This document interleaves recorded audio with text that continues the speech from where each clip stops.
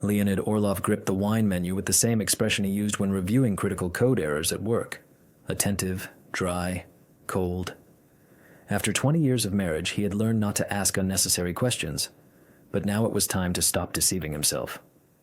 92 vintage, he said calmly, without lifting his eyes. Burgundy, the year you still knew how to laugh genuinely. Marina, sitting across from him, didn't look up from her phone. Her fingers kept tapping the screen, and the glow faintly illuminated the lower part of her face. The outline of her lips, which he knew by heart, now seemed unfamiliar, distant. As you wish, she replied distractedly. As I wish, he repeated. No one's interested anymore, especially not you. On her finger the wedding ring gleamed, the gift from their anniversary. Back then, she had cried tears of joy. Now, her lip just twitched slightly. He watched her the way he once monitored a growing bug in the system. First doubts, then certainty. Late returns home, a phone suddenly password protected, makeup applied for no reason, tennis lessons on Sunday mornings when she used to hate sports.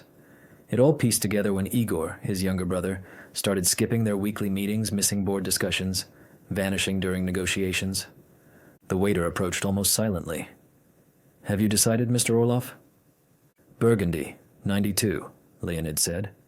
And tell the chef I appreciate him opening the restaurant late for us. Not every day is an anniversary, especially the last one. Marina flinched, not in her voice but in her chin, her blink, a short inhale that slipped out but not past him. 20 years, can you imagine? She said, her smile forced and tight. Yes, I can. Every week, every month. He raised his glass. To 20 years, and to not getting sick of our own reflections. You're being especially nauseating today, she shot back. And you, especially when you reek of perfume I didn't give you. She looked away, and right then, her phone vibrated faintly in her hand. Leonid leaned forward, speared a piece of meat with his fork, and casually said, Something important. Work? You know it is, she replied too quickly, too reflexively, like a student on an exam who knows she's lying. Of course I know. You're in PR now. Every night is a work shift, especially on Sundays. Marina coughed, grabbed her glass, took too big a sip, like at a funeral. They ate in silence after that. She picked at her meat. He cut, chewed, swallowed methodically, as if that could process the hurt. On the way back, as his Tesla smoothly pulled into their gated driveway, Marina reached for her seatbelt. I need to go back to the office, she blurted without looking at him. Launch tomorrow. The press release is a mess. At 11 at night, his voice stayed even, but his fingers gripped the wheel until it creaked. Leonid, don't start. We can't afford screw-ups. Don't wait up, okay? Will you even come back? I don't know. We'll see. She got out, not fully closing the door, walked to her car without removing her heels, without changing, without saying goodbye, and without hiding. She turned not toward the office, but downtown, where Igor waited, with champagne and probably a warmed bed. Leonid didn't text or call her. He just pressed a few buttons. The tracking program he had written years ago showed her route. Igor's building, 6th floor, same parking spot.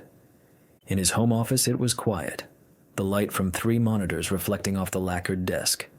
One screen for security feeds, another for company financial channels, the third for internal chats. Everything he needed to avoid being the last fool in his own life. His son, Artem, was away at boarding school. Leonid had regretted sending him at first. Now he was grateful. No place for him here while his mother bounced between uncle and press releases. At midnight, the program alerted, outgoing call from Igor's apartment. He hit play to listen. The audio was clear, voices too vivid. As soon as the software launches, he won't even realize what hit him, Igor's voice said. That loser always buries himself in code. We're almost there. Does he suspect? A male voice asked. Wait, no. That was Igor again. But then Marina's voice cut in. He's too dumb to figure it out, Marina said sharply, as if whispering in someone's ear. Everything will be ours. Mine, yours. He'll be left with nothing. There was laughter, recognizable hers. Leonid cut the audio, made a few notes, opened a new tab, started recording. If anyone thought he'd yell, drag it to court, or wallow in pain, no. He'd document. Protocols, timestamps, chronology. He'd run the business for 20 years alone. Built the company from a garage. Without them, he could handle this. She burst into the office like a storm disrupting order. New perfume scent, heels clicking sharply, posture too straight. No trace of guilt in her eyes, just irritation, confidence, calculation. "We need to talk," she threw out, not even closing the door behind her. Leonid turned slowly in his chair. On the monitor, a frozen frame from the driveway camera. Her and Igor, his hand on her waist. Her laughing. "Really? I thought you came to collect what's left of your conscience." "Don't start," she snapped. "It's been over for a long time. Just stop dragging it out." She approached the desk, slapped down a thick envelope, sealed with the law firm's embossed stamp. Divorce papers, clauses, signatures, percentages. "This is how it's going to be," she said, tone unchanged. "I'm leaving. Officially. Moving in with Igor. He's going through a tough divorce right now. He needs support. We'll be together. You'll be alone." He stayed silent. Just watched. No anger. No pain. He'd already processed it. She was just the final file in the archive. "You think I don't know?" he said finally. "Where you've been? With whom? Why?" "Of course you know. You set up surveillance, didn't you? Everything under control, as always. It's easier for you to track your wife than live with her." He nodded. "Probably. If I'd known I was living with a corporate spy, I'd have installed cameras in the bedroom back in 2009. Marina inhaled sharply. For a second, yes, just a fraction, she faltered, but she recovered fast. "Listen, you've always been boring, nagging, too proper. Always rules, calculations, ledgers. But Igor," she narrowed her eyes, "he sees things, he feels. He lives for real. With him, I'm alive. Yeah, especially when you're whispering to him how to scam me with my own code." Marina froze, then smirked. "You're bluffing. If you had proof, you'd be screaming by now." "I don't scream, Marina." He approached the desk, movements deliberate. "I collect, file, label. And you know, you should fear the one who doesn't yell, the one who keeps tabs open." "God, you're insane. This is paranoia. You're saying we're, what? Robbing you?" "Robbing. Selling. Dividing before the launch even. You think no one notices documents heading to Shenzhen? That Igor accessed servers twice after midnight? That's not proof. That's just the start." "It is the start," he interrupted. "And more. I know about your offshore account, the one you opened through a shell company, and the fake psych reports you plan to pull, to pin everything on my supposed instability." Marina jerked back. You're out of your mind? You want everything to collapse?" "No," he said quietly. "I want everything in its place. You on the street. Him under investigation. Me at the helm. Where I've always been." Ha! She clenched her bag strap so hard her knuckles whitened. "You're pathetic. Lonely. A complex-ridden idiot. Sitting in your fortress thinking you've outplayed everyone. You're just a control-freak moron. And you, who sold everything, even your own name, for a toothless climber who couldn't build a shawarma stand?" He smirked. "You two deserve each other. You hysterical fake, him, resentful nobody with a big brother complex." "Sign the papers and it'll be smooth," she threw back. "Don't sign. Rumors start. In the press. In the company. Autumn finds out. The board doubts you know well. In business, reputation is currency. Yours is gone." He stepped closer. "I don't play by your rules. You and your creep, you messed up, Marina. You forgot who fed you for 20 years. Covered your spending, your breakdowns, your fake depressions, and soul crises." He picked up his phone, pressed a button.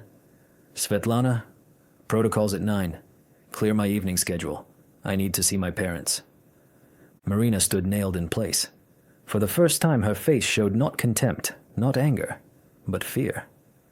"I'm giving you one chance," he said calmly. "Pack your things, take what's in the prenup, no haggling. Or it's war. Big, public, with banners and TV cameras." She stood frozen. He just walked out. His parents' house greeted him with heavy silence. Outside, the same impeccable garden his mother tended obsessively. Neat paths, symmetric flower beds. All that dollhouse neatness felt fake now, hiding the stinking human family dirt beneath. They were waiting. Mother on the sofa edge, hands folded in her lap. Father at the window back to the room. Sister pacing back and forth like a wounded animal. "Leonid," Mother started. "Save your breath," he cut in. "I'm not here for explanations. Facts only." "You don't understand," Sister jumped in. "It's all... It didn't look like that. We thought... You thought I'd gone mad." Leonid sat, pulled out his tablet. "That I'm blocking two geniuses from their mega idea? That I'm extra? Obsolete?" "Wait," Father turned. "You said yourself you're tired. Want more time with Artem." "Yes," he interrupted. "And meanwhile, little Igor told you I'm stalling the project? Turned paranoid? Not right in the head?" He connected the tablet to the TV. The screen lit up, recording played. Brother's voice lazy, smug with that rasp. "Don't worry, they'll buy it. Mom and Dad don't dig into anything. Just shed a tear, say it's stifling and blocking growth done. Sister'll believe too. She always loved winners." Pause. Laughter. Female voice. "And Artem? He'll buy it. Kid needs real inspiration, not this living ledger." The room went so quiet, you could hear Mother's throat click. She clamped her mouth with her hand. Father sank into a chair like he'd been hit. "It's edited," Sister whispered weakly. "No," Leonid snapped. "It's a recording. I've been watching them for a while, because they started earlier." He scrolled through files one by one. Offshore transfers, internal code access, meetings with Chinese partners, photos, statements, messages, faces paled with each swipe. "He said he's divorcing?" Mother's voice panicked. "Showed papers?" He cried. "Papers. Fakes. Tears. For idiots." Father covered his face with palms. Sister sat beside him. We betrayed you," she said. "We took the wrong side." "You took their side? The cheap show where I'm the evil, boring brother blocking talents from breathing free? Where I'm crazy? They're startup heroes." He stood, headed to the door. "I'm not going to hate you. Too easy. But next time someone brings a story, check it first. Not on feelings, on facts." "Leonid," Mother tried again. He stopped at the exit. "You know what's worse than betrayal?" he said without turning. "When people believe in you, but the wrong ones." He got home at 2 a.m. house dead silent. Only server light and clock ticks. On screen, urgent fund movements from Igor's account. Access attempt to secure server at 3:07. Notification from lawyers. Marina activated hers, PR team mobilizing. They were launching their attack. He just sat, watching their steps crumble. Time passed. The battle began. This time, he wouldn't forgive anyone. The office buzzed like a hive before a storm. Secretaries whispered. IT guys gulped coffee. Marketing hauled boxes of promo materials for the launch front. Less than 3 days to go. Leonid walked the hallway unhurriedly, with the calm of someone who knows exactly what they're doing. Not a single asshole in the building knew the project they'd slaved over was forked long ago. One version, the fake they fed Igor and Marina. The real one on a server with no duplicate access. Key only with him. "Good morning, Leonid Arkadyevich." Svetlana jumped up, his loyal secretary who knew when to shut up and when to call lawyers at 2 a.m. "What's on?" "Igor postponed the board meeting. Says meeting potential investors." "Investors? Like Chinese middlemen?" Svetlana said nothing, just her lip corner twitched. "Pull me access to last month's internal emails, PR, legal, IT departments, and extract all Marina's calls, especially after 9 p.m. "Got it?" She hesitated.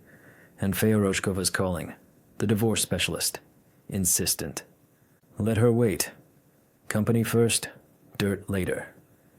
He entered his office, shut the door. Wall of monitors. One streaming from the conference room. Igor sprawled in a chair, spouting another bullshit speech on new company directions. Second, Marina's emails, color-coded. Letters to journalists, leaks about the CEO's psychological instability, prepped in advance, for if they needed to oust Leonid from his post. He's become erratic, she wrote. Delusional ideas. He could sabotage the launch. We're all worried.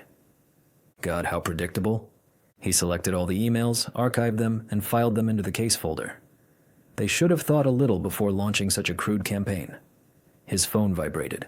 A message from Igor. Tomorrow at 10. Board meeting. Agenda.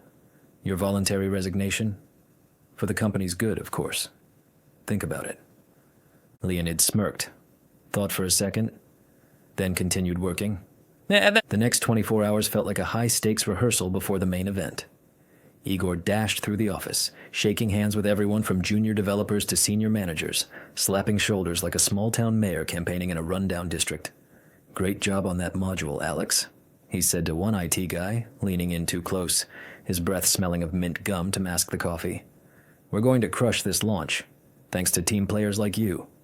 Marina raced around with her tablet clutched tightly, pulling PR staff into quick huddles, pretending everything was under control. We need those social media posts scheduled by noon, she barked at a young assistant, her voice sharp, eyes darting to check if anyone was watching. Behind colleagues' backs, she and Igor exchanged loaded glances across the open-plan floor, their fingers brushing briefly during a fake accidental bump in the hallway, whispering plans that sealed their betrayal bit by bit. But the employees, they noticed. They thought no one saw the subtle shifts, the way Igor lingered too long in Marina's office, the hushed tones. If we just stay quiet, it'll blow over. One marketer muttered to another over lukewarm vending machine coffee, avoiding eye contact with Leonid as he passed. Many started avoiding him altogether. Conversations dropped to whispers when he entered a room. Reports were emailed instead of discussed face-to-face, no one meeting his gaze. They read between the lines, and some had already seen Marina's fabricated emails claiming he was acting erratically. Mood swings in meetings, irrational decisions that could tank the project. Smiles turned forced, whispers stretched longer in break rooms, but it didn't faze him. He knew it was all temporary. He had a strategy 10 steps ahead, while they were scrambling in tomorrow's hysteria. That night, he sat before the monitors again. One showed recorded negotiations, another the final leak list, the third the handwritten code Igor claimed as his own. Exactly at 3 a.m., Marina attempted access to the protected server segment, the one holding the real launch protocol. Access denied, but logged. Leonid opened the IT chat. Log any access attempts from her or Igor's profiles. Don't block. Let them poke around. The deeper they dig, the stronger the charges look. Accepted. Tracking started, came the reply. He poured himself black coffee, no sugar, the steam rising as he prepared for morning, his mind racing through potential countermeasures. Morning kicked off with an intercepted email. Marina, getting no response from him, launched Plan B, an email to one of those sympathetic media outlets, a victim's tale of a woman hounded by her ex, threats to the company's reputation, a toxic leader, corporate blackmail, all 72 hours before Orlov Technology's biggest launch. The tone was spot on, pitiful, yet assertive, hinting at Leonid's supposed hysteria and abuse. Attached photo, her against a conference room backdrop in a black turtleneck, eyes dimmed, posture rigid. Textbook manipulation. He reread it, archived it. Too simple, too stupid. At 9 o'clock sharp, he entered the boardroom. 8 directors, older men who trusted only 3 things: numbers, stability, and letting someone else panic. Igor was already there, jacket unbuttoned, confident smile, hands gesturing like a pastor revving up a sermon. Leonid, he said, standing. Glad you came. Time to discuss your future. You always loved cheap spectacles, Leonid smirked, just like your mistress. But it's bad when the script gets read before the show starts. Is that a threat? Igor frowned. It's protocol, Leonid replied calmly, pulling out his tablet. Let's skip the empty talk and watch a short clip. He pressed play. The screen lit up. Igor's voice, slightly slurred from drinks. After launch, they won't even know what hit them. The code's ours. Leonid's too dumb to notice. Marina's prepping cover. She'll say he's unhinged. And done, we're heroes. He's the paranoid. Genius, right? Pause, then female laughter. He thinks the project's his. But we're already negotiating with the Asians, and they're paying big. The room's light seemed to dim. Someone coughed. Another glanced at the door, as if expecting agents in black jackets to burst in. What is this nonsense? Igor snapped. You took it out of context? That's a private conversation? Private with whom? Figures in criminal industrial espionage cases? Igor paled. You've always been petty. Always. His voice rose, boiling over. You can't think big. You're just an accountant with control issues. And you, a petty thief with a complex. We both know neither you nor your whore wrote a single line of code. The board went silent. Even old Chugnyov, who usually dozed through meetings, sat wide-mouthed. I'll show you more, Leonid continued, swiping. Here's the data transfer scheme to the Shenzhen server. Signatures, IPs, all under Igor's login. And here's Marina's article plan for my supposed breakdown. You set us up, Igor yelled. You orchestrated this. It's edited. No, said one board member, a grizzled smoker with lawyer eyes. This is classic. Money, sex, betrayal. You just lack the brains to cover tracks. Leonid scanned them all. I request delaying the launch by a week, formally for audit. Actually, so FSB and prosecutors can work. You... Igor jumped up. You're a bastard, and you're morally bankrupt. What? Listen to him. He's crazy. Don't you see? He controls all of you. You know, the lawyer stood. I'd rather be under controlled management than stabbed by a traitor. Igor eyed the door, took a step. One step. Security blocked him. No chance. Calmly, Leonid said. His brother froze, lips trembling, armpits staining with sweat. Board votes? Leonid asked. One by one. 8 hands up. Decision passed. Svetlana, he said, exiting. Connect Sophia. Start the cleanup. As he walked the hallway, employees stood. Not from fear, from realization. He was right. He knew. He did it. All set, Sofia Reshkova said, dumping a stack of papers on the table. Evidence solid, defense line built, company assets frozen for them. With Marina, it's straightforward. Documented corporate sabotage, competitor collusion, prenup breach. She gets 0. She pulled a thin folder. But your brother smells like criminal. Espionage, offshores, faked financials, corporate database hacks. We can bury him for 15 years. Leonid stayed silent, flipping pages. Rashkova watched, her professional gaze sharp, scenting vulnerability. You're odd, she said. All this horror, and you handle it like it's behind glass. No tears, no hysterics. I've never yelled in my life, he replied. I remember and return. She nodded. You'll hit the max, with money and major suits. No, he said. Return it so they can't trust even their own reflections. Meanwhile, the company backlash hit hard. Igor, cornered and frantic, sweat-soaked, paced floors. Familiar employee smiles vanished. Now they looked at him like someone whose hand they shook yesterday but today sanitized their keyboards after. Marina called an emergency PR meeting, entered scanning confused faces, gathered the team, and lied outright.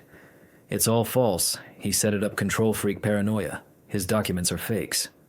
They're not fakes, someone said from the corner. Ours are recorded.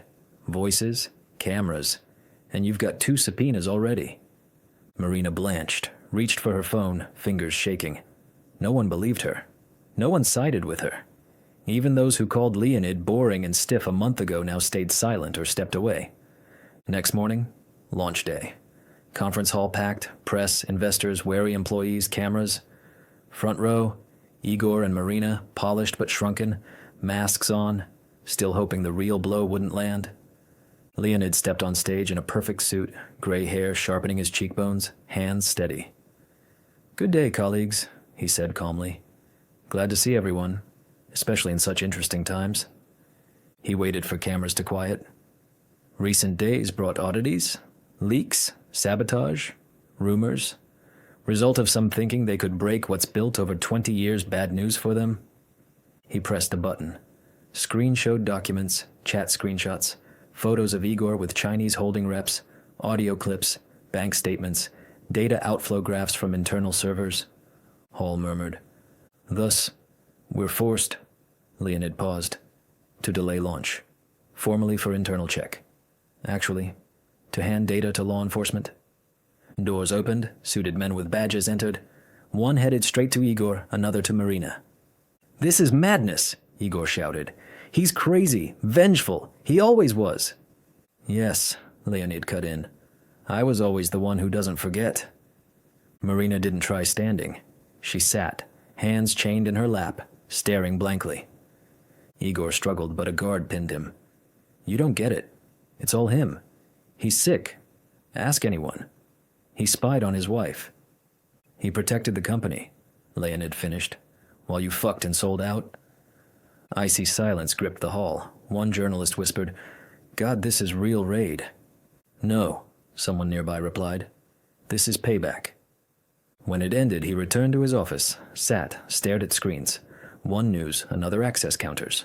Third, Igor led out in cuffs. Mr. Orlov? Svetlana entered. Artem on the line? Connect. Dad, son's voice hoarse. Uncle Igor said, You want to shut medical projects, don't care about people. I believed him. Sorry. Leonid clenched his fist, inhaled deep. You understand now, son. That's key. Rest waits. I want to come back. Not for holidays. Transfer fully. Be close. Good. I'll handle tomorrow. He hung up, looked out the window. City buzzed. Cars honked, people walked, unaware one man balanced scales today. He stood, adjusted his tie. Svetlana, prep the hall for emergency board session. Need to discuss next year's plan. Already done, she smiled. This time, entering, all stood. Board gathered that day, not because required, but to witness a man reclaim power live. Room quiet. No paper rustle, no pen clicks, no under-table phone taps. Just him center, calm, straight-backed. The posture unnoticed until it commands everything. On screen, updated graph, clean launch line, purged of malicious code, tracking, compromises. In place of stolen, Leonid said, original neural interface architecture restored, security confirmed, launch in 6 days. Until then, use the noise around Igor and Marina for massive audit and breakthrough PR campaign. No hysterics, no dirt, just facts. We build future, not excuses. You're not leaving? An investor asked, hope hidden. Leave now, when it's cleaned? He smirked. No. I just returned, truly, for the first time. They nodded, no vote, no formalities. He was back in the chair. Not as respected veteran, but the only one to bet on blindly. Meanwhile, Sofia Rashkova worked fronts. Marina, officially conspirator, got nothing from divorce. No shares, no alimony, no asset access. Only what's in the harsh, cynical prenup she signed years ago saying, whatever, who needs this anyway? Now she did. Very much. She's suing, Rashkova said, for moral damages, harassment, reputational harm. Let her. Shoulder the millions. Our lawyers are good. Her email archive better. Press hit 3 fronts simultaneously. First, company statement on top management betrayal. Restrained, legally tight, lethally dry. Second, expert. Comments from doctors, IT pros, devs clarifying projects saved by CEO's intervention. Third, quiet. Leaked Marina's pushy emails, penthouse photos with Igor, trip details, cocaine buys, night pharmacy orders. Market got it. Company stocks climbed. A week later, launch happened. Hall packed again, but real this time. Artem front row, older, silent, focused, eyes on father, not uncle. Bored nearby. No back-of-mind doubts like, maybe we erred. Just, thanks he stayed. Leonid stepped up. No fanfare, no good evening, just spoke. Orlov Technologies wasn't made to cash in on hype. We don't do pretty presentations or inflate bubbles. We change the world. For real. Today's launch isn't about tech. It's about choice. Pretend or deliver results. We chose the latter. No thanks. No forgiveness. Just live demo. Paralyzed child moving a hand via neural interface. Hall stood. Not ordered. Not polite. Because finally, there was reason.